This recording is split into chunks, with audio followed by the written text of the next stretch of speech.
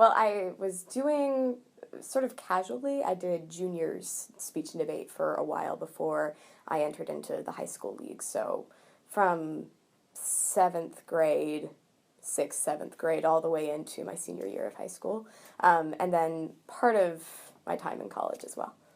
Probably the most important thing that I got out of debate and mock trial was an understanding for like different forms of argumentation. So when you're doing a one-on-one like Lincoln Douglas style debate between two people, it's a more heavily argumentative style than when you're going into mock trial because it's more legal. Um, and when you're dealing with those different kinds of argument and the different kinds of culture that you're dealing with between mock trial and debate, you you get a different appreciation for different sorts of discourse. And for me, that's what was most important. I think I grew up, I had a lot of growth through that. I think one of the biggest drawbacks to sort of the speech and debate, mock trial sort of thing, is the time commitment, and that's something that a lot of people are already, they recognize that going in. But something that people don't necessarily recognize is you sort of get into a combative mode of thinking sometimes, and that's not necessarily true of everyone.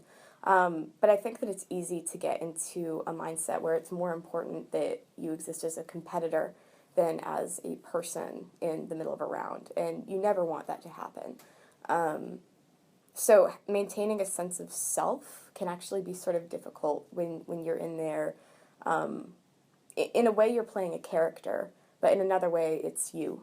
And so you have to learn how to balance maintaining your sense of self and maintaining that character in the round at the same time. A lot of people going into speech and debate, I think, assume that everyone going in is going to be polished, headed in there. Like, they're all going to be tiny little lawyers marching their way up to the room.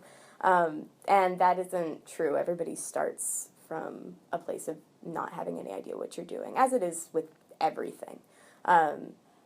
So there's this assumption that everyone who goes in, everyone who's successful has to be super type A, has to be very, very aggressive, and that's not always true.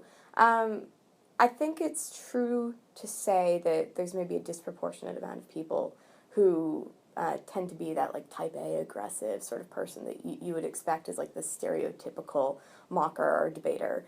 But there's room in the community for a lot of different kinds of personalities. So I think as far as like the diversity of the community goes, it's a lot more broad than one might expect going in. I learned a lot about myself when I was in speech and debate and in mock trial. I learned about how to manage my time. I learned about how to deal with other people in a variety of contexts. And so those were all really positive experiences for me, I think.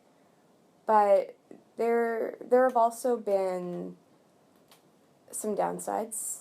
I find that sometimes it's hard to be genuine with people when you see them as competitors.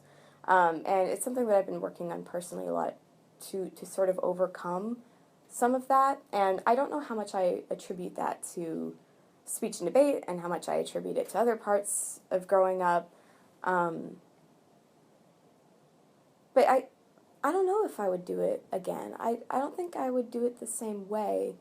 You know, I think very few people would go back into, an experience that broad and then do it the same way over again. Like, there's always things that you would change in something that's that big a part of your life. So I think I would do it again, but maybe not the same way that I did it the first time around.